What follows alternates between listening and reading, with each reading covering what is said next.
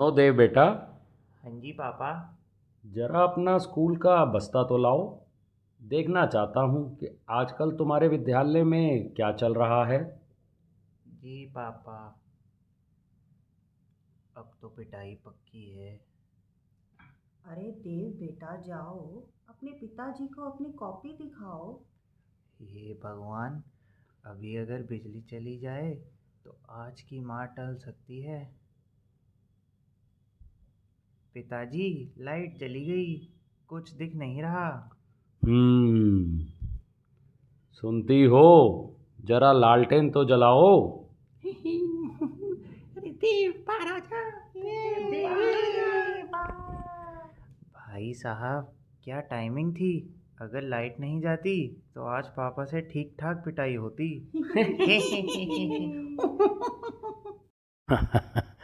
सच में दोस्तों, आप लोगों ने सुनते ही समझ लिया होगा कि आज की हमारी खट्टी मीठी बातों का विषय क्या है। जी हाँ, बिजली का जाना। ना कोई इन्वर्टर, ना कोई बैकअप। बस जैसे ही लाइट गई, मानो मोहल्ले में मेला लग गया। गली में मस्ती, हंसी, शोरगुल चालू, जैसे त्योहार आ गया हो।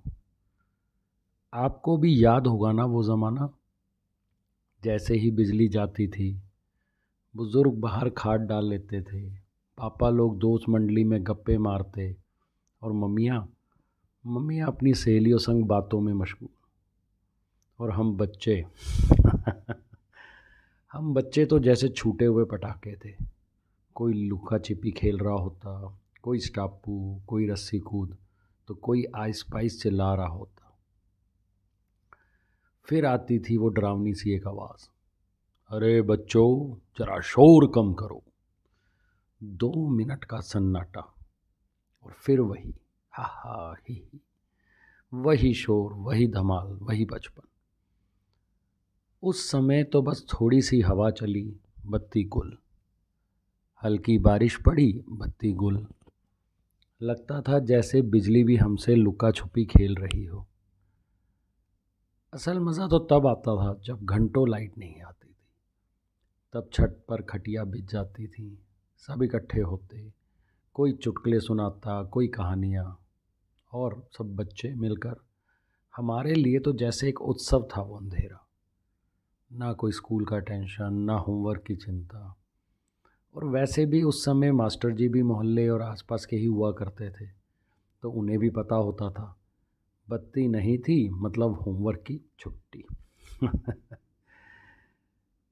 पता नहीं आज जब छोटे छोटे बच्चों को सुबह सुबह अधूरी नींद में उनके माता पिता द्वारा तैयार किया हुआ देखता हूँ, बस या स्कूल में ज़बरदस्ती भेजने को देखता हूँ, तो दिल में एक टीस सी उठती है, इनका बचपन कहाँ खो गया। हमारे ज़माने में तो परीक्षा में बस इतना पूछ लेते थे जब रिज़ल्ट आता था, हाँ भाई पास हुए या नहीं। और अगर कह दो पास हो गए, तो जैसे घर में त्यौहार हो गया हो।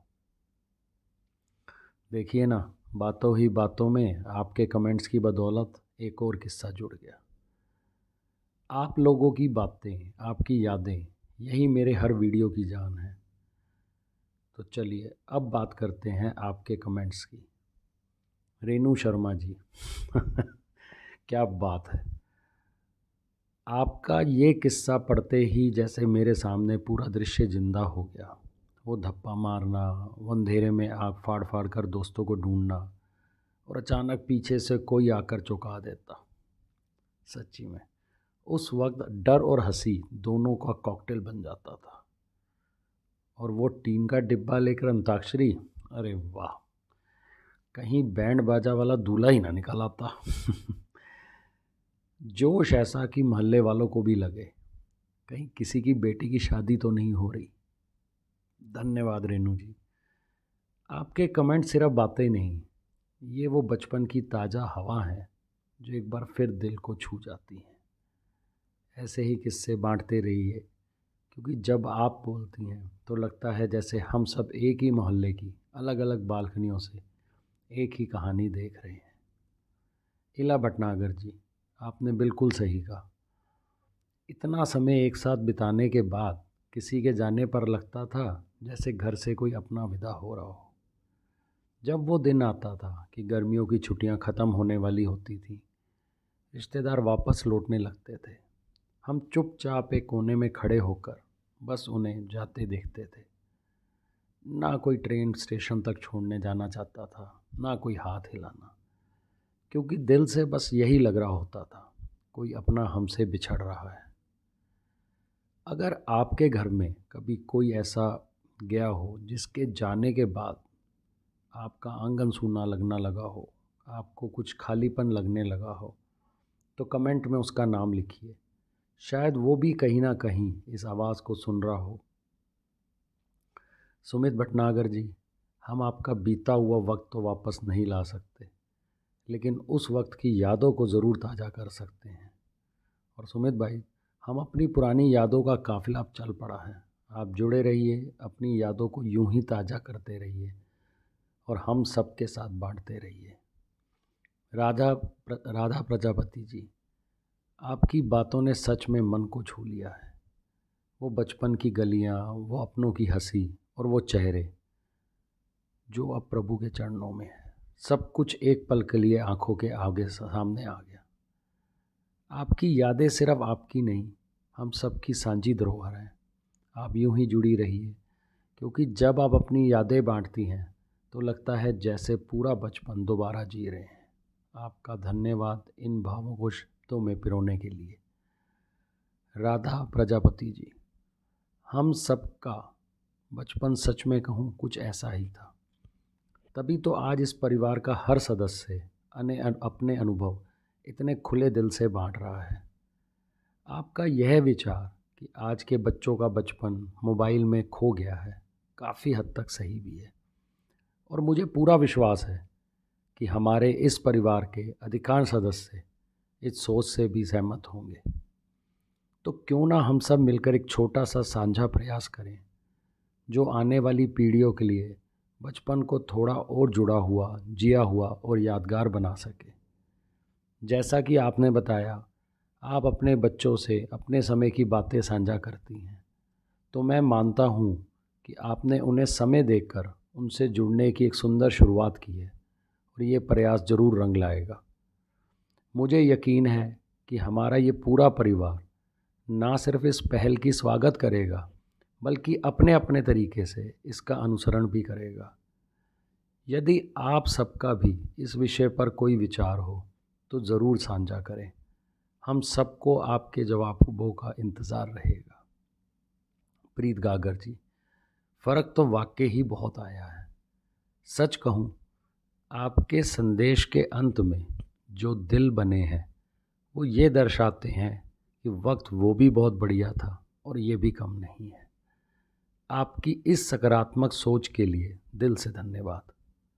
जुड़े रहिए, यही यादें हमें और करीब लाती हैं। और अब बारी उस संदेश की जिससे पहले मैं आप सबको कुछ बताना चाहता हूँ।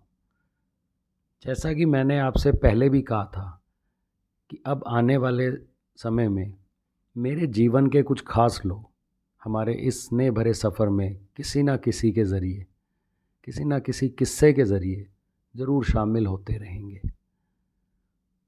तो आज वो नाम, मतलब मेरा एक दोस्त नवनीत मेहंदीरत्ता उर्फ मोनू वही जो गली मोहल्ले में एक नाम अलग से मिला करता था।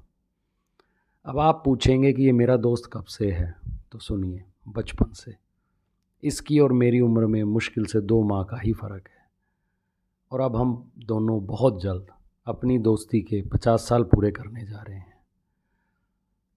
जो आप सब मुझे इतना स्नेह देते हैं, इतनी मोहब्बत से सुनते हैं, तो यकीन मानिए, अगर मैं अपने बचपन की दोस्ती की बातें करता हूँ या आपके किसी भी उसमें बचपन की दोस्ती की बातें आती हैं, तो मेरे बचपन के दोस्तों में मेरा दोस्त सुमित भटनागर और पुच्चू, नवनीत मतलब मोनू, इनका बहुत बड़ा योगदान है, क्योंकि यही वो पहले लोग हैं जिनसे मुझे दोस्ती शब्द का सही मतलब और भाव समझ में आया। खैर, इस विषय पर तो विस्तार फिर से बात करेंगे जब हम बचपन से दोस्ती की यादों में उतरेंगे। फ़िलहाल तो इंतज़ार रहेगा आपके कमेंट्स का, जो हमेशा की तरह मेरा मार्गदर्शन करेंगे कि अगला विषय क्या हो और किस याद को फिर से जिया जाए।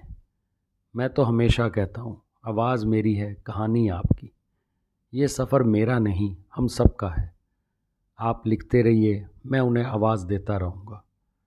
अगर आपको ये सफ़र अच्छा लगा तो लाइक ज़रूर करिए, कमेंट में अपनी यादें बांटिए और हाँ, चैनल सब्सक्राइब करना मत भूलिएगा। धन्यवाद। आपका अपना, जो भी नाम देना चाहें प्यार से।